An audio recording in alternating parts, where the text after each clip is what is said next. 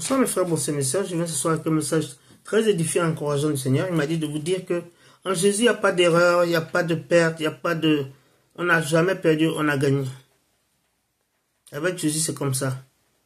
Et la raison pour laquelle on a gagné, c'est parce que Jésus est un Dieu supernaturel qui transforme nos défaites en victoire, qui transforme les situations de rejet. Tout ce qu'on a vécu de mal, il le tourne pour la gloire de son nom. Il le transforme pour notre bénédiction, pour que nous soyons bénis avec ça. Il nous bénit avec des mauvaises situations. Et un des plus grands exemples de ce que je dis dans la Bible, c'est l'histoire de Joseph. Et vous le savez tous que Joseph a été vendu par ses frères. Il était orphelin, le pauvre. Et les frères ne l'aimaient pas, donc on l'a vendu. D'abord, on a cherché à le tuer, ensuite on le vend.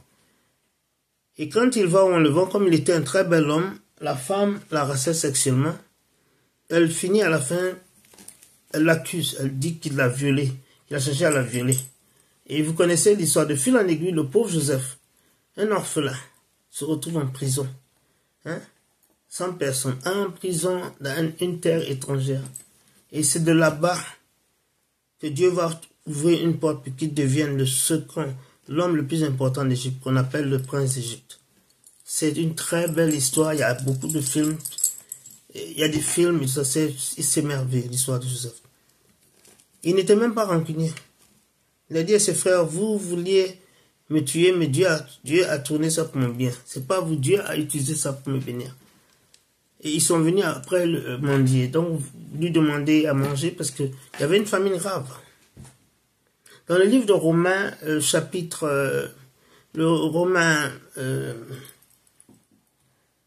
Romains chapitre 8, verset 28, il est clair que toutes choses concourent au bien de celui qui aime Dieu et qui est appelé à son service.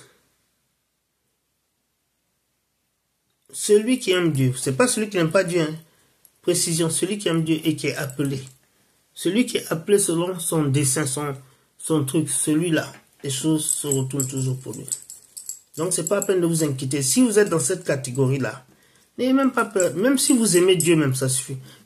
Ceux aussi qui aiment Dieu, Dieu tourne les choses pour vous. Même si vous n'êtes pas en train de servir, mais que vous aimez Dieu, le Seigneur tourne tout pour votre bien. N'oubliez jamais cela. C'est pas la peine d'être triste, rancunier. Faut pas gaspiller votre énergie dans ces émotions-là. Maintenant, s'il y a quelqu'un qui ne connaît pas Jésus, je vais avoir le privilège de vous réconcilier avec lui. Veuillez, s'il vous plaît, répéter après moi. Dites, Seigneur Jésus, viens dans ma vie.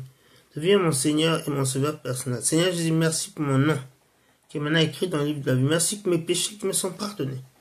Merci pour le pouvoir que tu me donnes d'être sanctifié, car tu es un Dieu saint et rien d'impur ne va entrer au paradis. Merci Seigneur Jésus aussi, parce que tu me donnes de réaliser que je n'ai pas besoin de me plaindre, de regretter, de vivre dans les regrets et d'être fâché contre mes ennemis, parce que tout ce qui a été fait pour ma chute, toi Jésus, tu le tournes pour mon élévation, parce que je suis appelé à te suivre, à te servir. Je te remercie pour tout ce que tu as fait pour moi et à travers moi désormais, parce que j'ai prié, que j'ai cru au nom de Jésus-Christ de Nazareth. Amen. Si tu as fait cette déclaration, je suis fier de tout ce que tu faisais.